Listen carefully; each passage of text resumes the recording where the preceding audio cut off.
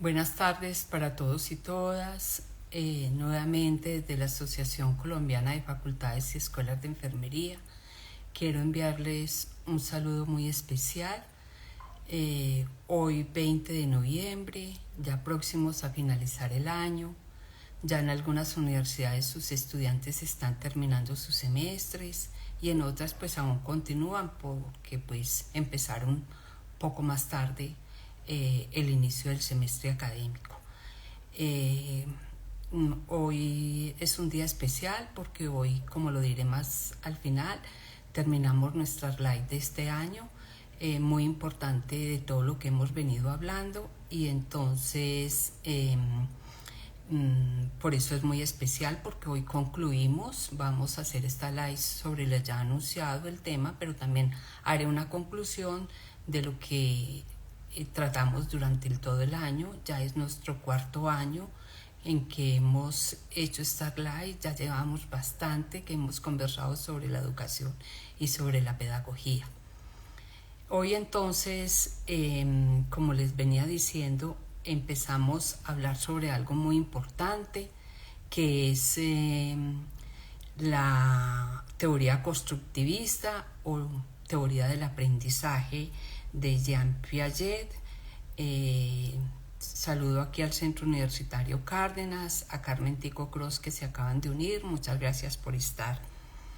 Jean Piaget fue un suizo que vivió entre 1896 y 1980, es decir, casi es del siglo pasado, pero pues todavía no tan viejo de muerto. Esa teoría constructivista de la que él habló y del desarrollo de la inteligencia humana está muy conectada con el desarrollo psicológico de la infancia. Recordemos hace poco, o en las slides pasadas, yo hablé de la teoría cognitivista de Jerónimo Brunner, y ellos están muy asociados en ese desarrollo cognitivo o de la mente del niño. Pero aquí me voy a referir más a esa parte constructivista, porque él nos habla de ese constructivismo y fue impulsor de ese constructivismo.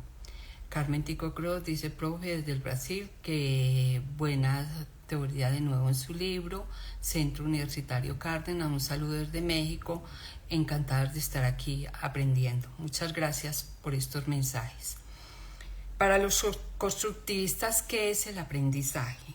Es la interpretación literalmente que las personas hacen de lo que les llega del entorno, ya sea de su propia naturaleza o de explicaciones o de otros conocimientos que ellos adquieren a través, por ejemplo, de los maestros, de los tutores, de los padres o de las familias o con aquellas personas que conversan. Por eso decimos que es la interpretación literal de lo que les llega, pero también de lo que otras personas les dan o les explican. Y aquí entra una cosa muy importante, que son las percepciones propias o vivencias que esos sujetos tienen en esos marcos de interpretación del aprendizaje. Es decir, esas ideas, experiencias o vivencias con las que hemos venido nosotros hablando anteriormente son muy importantes en este proceso. Para los constructivistas dicen que el aprendizaje no es simplemente una asimilación de paquetes de información que me llega del entorno o en una clase o en lo que yo leí, sino que se explica por una dinámica o un encaje de esa información con esa información nueva con nuestras antiguas o viejas estructuras de esas ideas que yo tenía sobre ese conocimiento o algo en ese momento dado.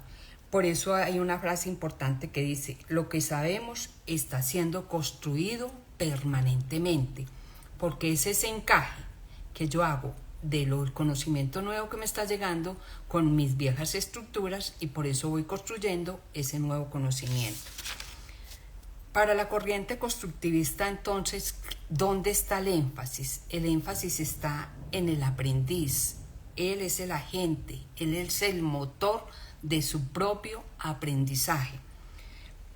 Y los maestros o los miembros de la comunidad o los padres son facilitadores del cambio que se está operando en esa mente del aprendiz. Entonces, el agente principal en el constructivismo es el aprendiz, es el alumno o es el sujeto o es la persona que está aprendiendo. Y los maestros mediadores o facilitadores pueden ser los profesores, el mediador, la familia, el padre o la comunidad que opera en esa mente del aprendiz como esos marcos de interpretación. Entonces voy a leer unas frases muy importantes que encontré de Piaget. Sigo saludando aquí a Ralejo 65, a Sara Ruiz y a Jens González. Dice, lo que vemos cambia lo que sabemos. Oigan muy bien, lo que vemos cambia lo que sabemos. Lo que conocemos cambia lo que vemos. Lo que vemos cambia lo que sabemos. Cuando yo veo algo nuevo, me cambia ese saber. Y lo que conozco cambia lo que vemos. Porque como conocí eso, entonces ya interpreto esas cosas que vi de otra manera diferente. Y otra frase muy importante de Piaget que dice, soy un constructivista porque constantemente construyo o ayudo a construir conocimiento. Así lo definía Piaget. Soy un constructivista porque constantemente construyo o ayudo a construir el conocimiento. Vamos a ver entonces algunas cosas importantes de las que nos habla esta teoría constructivista de Piaget. Entre ellas la reorganización, dice el aprendizaje es reorganización. ¿Y por qué dice que es reorganización? Porque hay reorganización de esas estructuras cognitivas existentes en cada momento, donde se dan unos saltos cualitativos que conllevan a ¿qué? Que nos conllevan a interiorizar nuevos conocimientos a partir de la experiencia. Por eso él habla de una recombinación. ¿Recombinación de qué? De esas experiencias con esos saltos nuevos que me llegan del exterior. Entonces yo recombino lo que tengo con lo nuevo que me está entrando. Y por eso él dice que el aprendizaje se entiende como un proceso de ir construyendo lo que la mente tiene y lo que va variando con sus relaciones y sus organizaciones de una manera distinta a medida que interactuamos o nos relacionamos con el entorno y con las otras personas. Por eso él habla de la recombinación, de esas ideas que yo tengo, experiencias que las recombino con nuevos conocimientos. Sigo saludando aquí a 17 Hexel, a Carmen Tico Cruz, a Centro Universitario Cárdenas, a James González. Pero también nos dice que en el aprendizaje se da una adaptación. Esa adaptación, ¿cómo la hace? La vamos a explicar de dos maneras, pero antes quiero hablar que el ser humano o el organismo o el ser viviente es un órgano vivo que tiene un entorno físico y una herencia biológica y genética que influye en esa manera de procesar el conocimiento que proviene del exterior. ¿Mediante qué? Mediante una adaptación.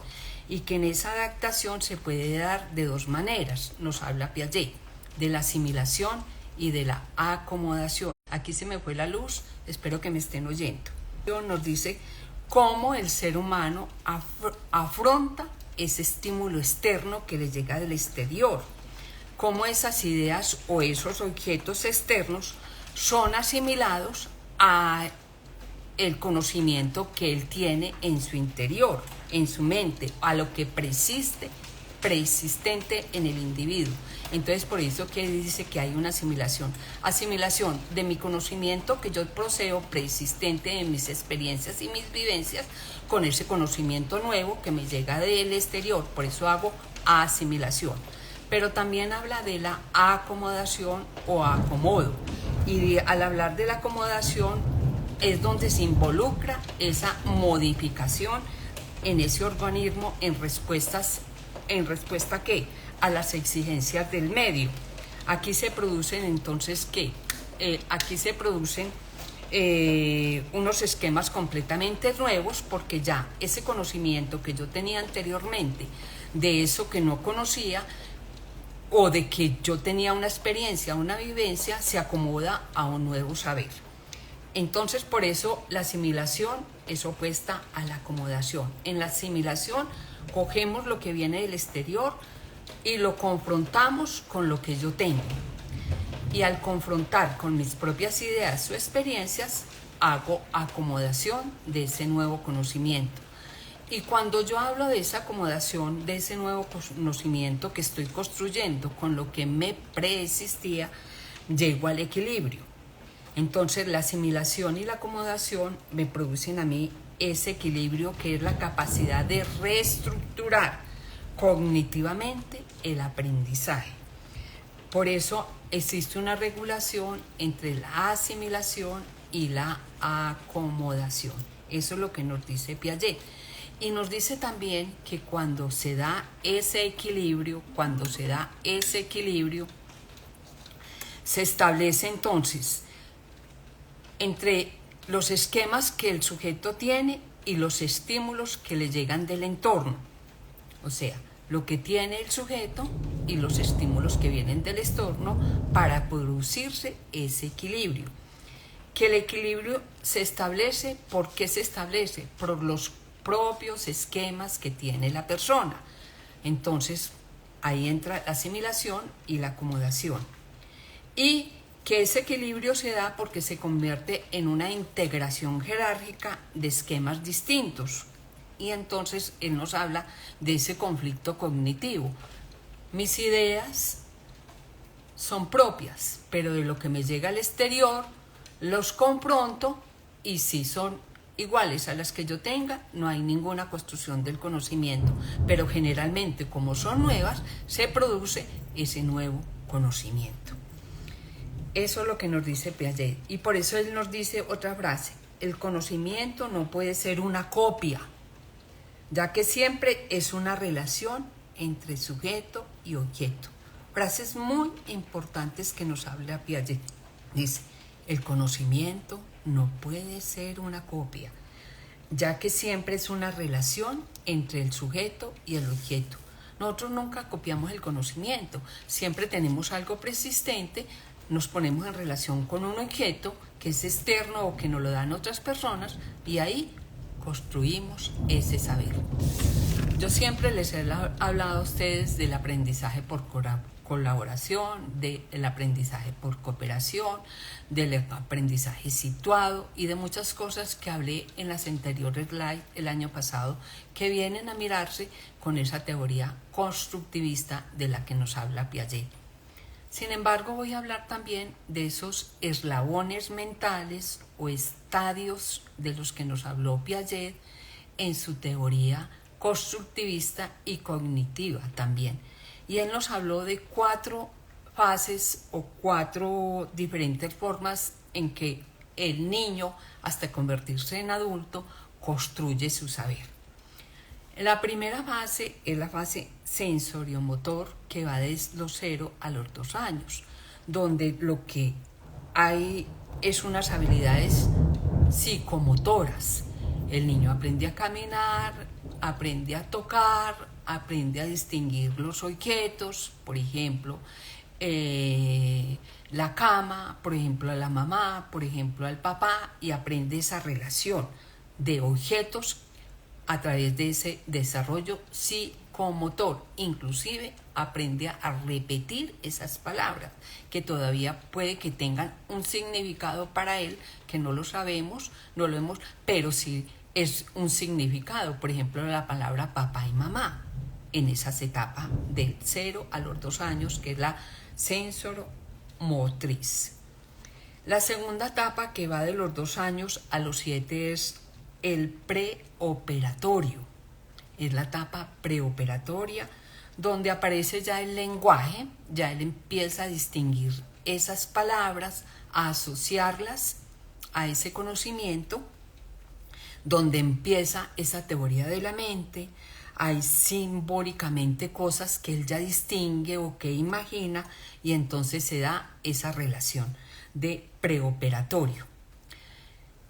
La tercera etapa, que va de los 7 a los 11 años y que él la llama operaciones concretas, donde está generalmente la educación primaria, que es las operaciones ya más lógicas, más clasificadas, de mayor razonamiento, de conservación, de reversibilidad, y donde él enfrenta entonces ese conocimiento que él traía desde las etapas anteriores y empieza a construir su nuevo conocimiento.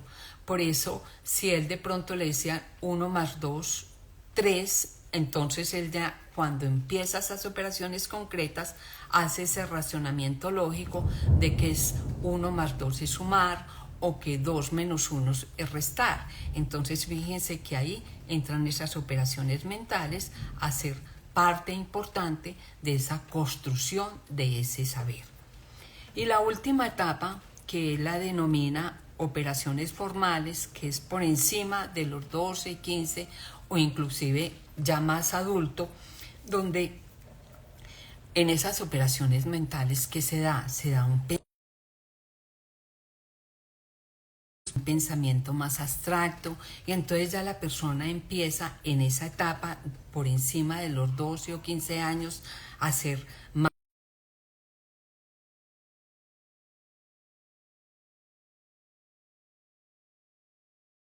otro tipo de actividades, y por eso él entra a la escuela secundaria y piensa ya qué es lo que va a estudiar o qué es lo que va a hacer. Entonces fíjense ahí en esos pensamientos hipotéticos de que hace hipótesis, dice esto será así o no será así, si yo pruebo por este lado, ¿cómo lo puedo hacer? Entonces viene ese pensamiento más abstracto. Entonces fíjese, muy importante en la construcción de ese saber, por cuál etapa está pasando el niño para yo poder con él ir construyendo ese saber de lo que él tiene o de lo que él ha ido aprendiendo para conectarlo con otras cosas. Es que como se está yendo la luz y está lloviendo por donde yo vivo, que es Cajicá, yo les pido excusas si ha habido algunas interrupciones, porque se ha ido los que habló Piaget, también los puedo asociar con esa teoría constructivista en ese saber. Entonces, ¿qué es fundamental para lograr esos espacios o propiciar esos espacios o recursos necesarios en el niño para que él pueda construir en esa interacción sus propios esquemas mentales, para que él pueda llegar a manipular, para que él pueda llegar a indagar, para que él pueda llegar a crear, para que él pueda explorar, para que él pueda verificar, para que él pueda desechar, porque eso es lo fundamental en el constructivismo, es esa acción predominante, es ese papel fundamental que hay en el aprendizaje, porque se dice que en el constructivismo si no hay acción, no hay construcción del conocimiento. Entonces, por eso es que debemos llevar al aprendiz a que él pueda crear, indagar, manipular, verificar, relacionar, desechar y pueda construir ese nuevo saber. ¿Qué beneficios entonces nos trae el constructivismo?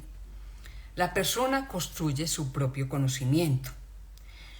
Ese conocimiento a quien se adapta a las necesidades propias de ese aprendiz, que está en función de su contexto y de su entorno, que es el punto donde él va a encontrar esa manera como construye ese saber. Sigo saludando a Carmen Tico Cross, Ana Carolina y a Herrera, que se acaban de unir. Ese aprendizaje se basa en la propia experiencia, por eso es que se habla a veces de aprendizaje experiencial. Es el aprendizaje también constructivista, el conocimiento que ya posee se va adquiriendo a medida que se construye con las nuevas cosas que me van entrando. Hay una enseñanza individualista porque es lo que cada persona tiene, sus propias necesidades, sus propios intereses, su manera propia de procesar esa información, su propia manera de adquirir ese conocimiento, porque el constructivismo respeta esas diferencias individuales y se adapta a las necesidades y al ritmo y a la forma de cada individuo. Eso también es muy importante en el constructivismo, que hay una manera propia de cada persona de aprender y él la respeta porque es un ser individual. Siempre lo he dicho así, la persona es un ser único, individual, singular e irrepetible. Cada uno tiene sus propias necesidades y sus propios intereses. Entonces, ¿qué medios nosotros podríamos utilizar con nuestros estudiantes para lograr ese aprendizaje constructivista? Por ejemplo, los debates. En un debate se puede preguntar. En un debate hay exposición de nuevas ideas que se confrontan con las que yo tengo y puedo hacer preguntas y puedo cuestionar esas ideas que se están debatiendo en ese momento. También a través de lectura de artículos científicos o artículos investigativos sobre una temática diferente para que cada uno lo lea, lo interprete y traiga esa idea que cada uno percibió en esa lectura. O a través de la elaboración de un artículo, cuando se pone al estudiante a que elabore un artículo donde haya una idea central, un cuerpo y unas conclusiones, a ver cómo elaboró él esa idea y de dónde sacó las otras ideas que acompañan en la elaboración de ese artículo. Ahí también puedo hacer construcción. Con mapas mentales, porque el mapa mental me ayuda a mí a conectar ideas. Por ejemplo, cuál es el significado de una palabra y cómo la puedo conectar con otras preposiciones, a través de preposiciones, con otras palabras para sacar una definición o un concepto. Mapas mentales. También lo puedo hacer en esa manera de construcción del saber. Y también por el autoaprendizaje.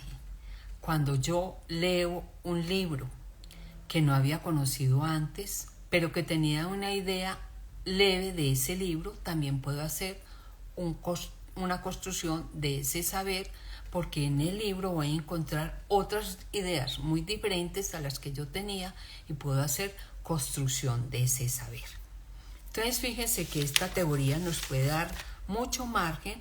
¿Para qué? Para ese desarrollo de la inteligencia humana en ese proceso de naturaleza biológica.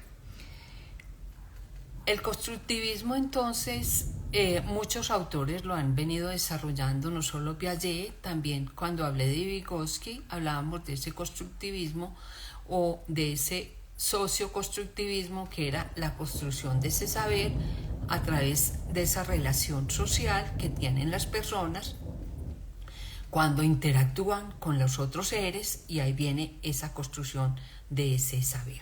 De manera que yo quería hablar ya al finalizar sobre esta teoría porque me parece muy importante y muy asociativa a todas las otras teorías que nosotros hemos venido hablando, de las que hicimos las slides durante este primer semestre, que es el conectivismo, al que algunos dicen que el conectivismo no existe, pero fíjense que hay asociación. Cuando yo me conecto en las redes y hay una idea de otro que me está dando a través de la red un conocimiento o me está mostrando algo, yo puedo confrontarlo con mis propias experiencias y vivencias y hacer una construcción del saber. Por eso lo dejé de último.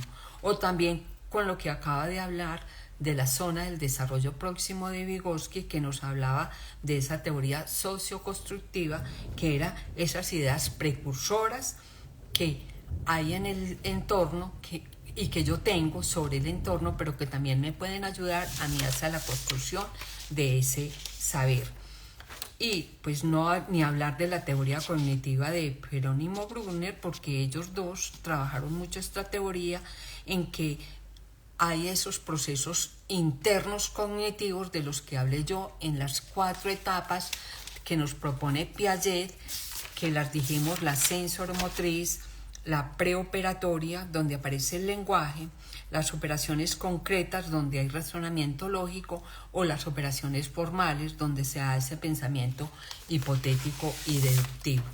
Entonces, fíjese, todo esto que venimos hablando nosotros, de esas teorías que las podemos concluir en esta teoría constructivista de la que nos habla Jean Piaget. Ya para último, para terminar, y en estos 3 minutos que me faltan, quiero decirles varias cosas. La primera, quiero agradecer toda la asistencia que han tenido durante el año.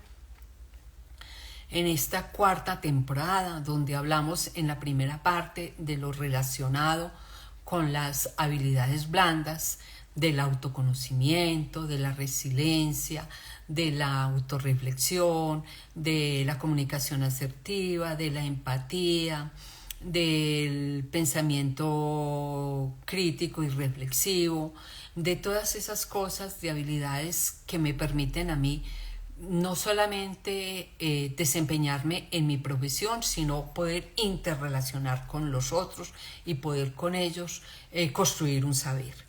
Y en la segunda parte de las pedagogías que hablamos de las teorías de aprendizaje, que fue esta segunda parte, donde hablamos de los centros de interés, de la pedagogía del método de trabajo colectivo, de la teoría de Montessori, de la escuela desescolarizada, donde en todas, y de la pedagogía del oprimido y de lo que le repasé anteriormente, donde todas nos habla de la manera como podemos construir nuestro propio conocimiento y nuestro propio aprendizaje. Eso era lo que les quería decir. Y también darles las gracias porque hoy terminamos y concluimos este 4º ciclo de las LAIs. Ya algunas, como lo venía diciendo al principio, universidades salieron a vacaciones, ya estamos a puertas de diciembre, y entonces quería darles las gracias a todas aquellas personas que durante el año me acompañaron y decirles que nuestro libro está en imprenta. No es fácil que un libro salga en 2 o 3 días, apenas se están haciendo las primeras tomas del libro, entonces el libro lo lanzaremos el otro año, se los estaremos entregando. Pero si hay algunas personas interesadas en que les llegue el libro a final del año, lo podemos hacer, si nos dan sus nombres, nosotros estaremos trabajando hasta el 20 de diciembre y los podemos hacer llegar. Muchas gracias por haber estado conmigo, por haber acompañado nuestra 4ª temporada de la RLAI. Es muy importante para ACOFAEN, para la Asociación Colombiana de Facultades y Escuelas de Enfermería, este programa. Para mí, porque me ha enriquecido muchísimo con el aprendizaje que he tenido al buscar todas estas cosas de las que he tratado en estos 4 años. Entonces quiero darles las gracias a todos, desearles un feliz año, una feliz Navidad, y si Dios lo permite, volveremos con la RLAI el próximo año 2025, tratando temas de educación, de pedagogía, de evaluación o otros temas interesantes que se puedan presentar. Aquí miro a Carmen Tico Cruz, dice gracias profesora, les deseo una feliz Navidad y un feliz año, esperamos verlos en el año 2025 con el libro. Lo mismo nos está diciendo el Centro Universitario Cárdenas, feliz Navidad. Y saludo a Freddy Rico, a Saray, a Juan P. Morales, a Herrera, a Ana Carol Linda, a Carmen Tico Cruz, a Rihuana, a MJD Lozano, a Ralejo 66, a Cami, a Yolé y a todas las personas que hoy se unieron. Les pido excusas si hubo interrupciones, pero se fue la luz 3 veces, tronó y cayó agua en Cajicá.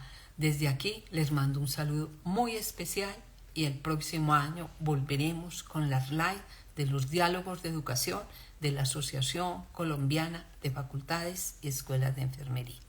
Muchas gracias.